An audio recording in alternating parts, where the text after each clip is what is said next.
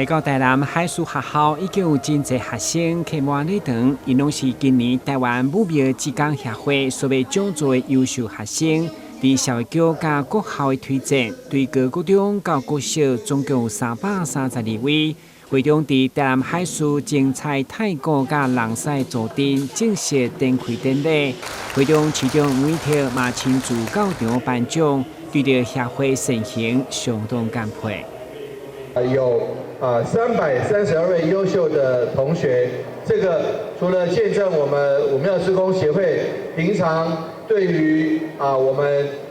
这个学生各位同学的一个奖励之外，很重要的武庙志工协会又出钱又出力，又有慈善会，又对社会公益有多所贡献因此今天在座非常多的各位校长共同见证我们武庙志工协会可以说是对我们台南市很大的帮忙。那现在已经8月下旬了，在接下来就要开学了，8月30号中小学就要开学了。因此在开学前，特别谢谢各位这个武庙志工协会的师兄师姐，能够对于教育卓越的贡献。根据了解，台湾武苗职工协会颁发奖助学金，今年已经迈入第3档，受助学生已经将近600位，超过350万。理事长刘金秀强调，得希望发挥关圣帝君的主义性。我们关圣帝君也是对我们也是一种最重要的那个信念，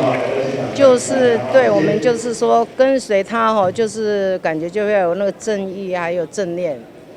那随着时间，我们跟他就是我们感觉我们应该多做一点有意义的事，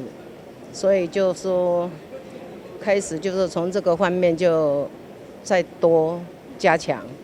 希望我们以后随着关圣帝君，再做更多有益的事。政府甲民间的资源协力，要来鼓励清寒优秀的学生努力向上，未来有能力嘛来回馈，帮助更较侪有需要的人，传承爱的循环。台南新闻军集采访报道。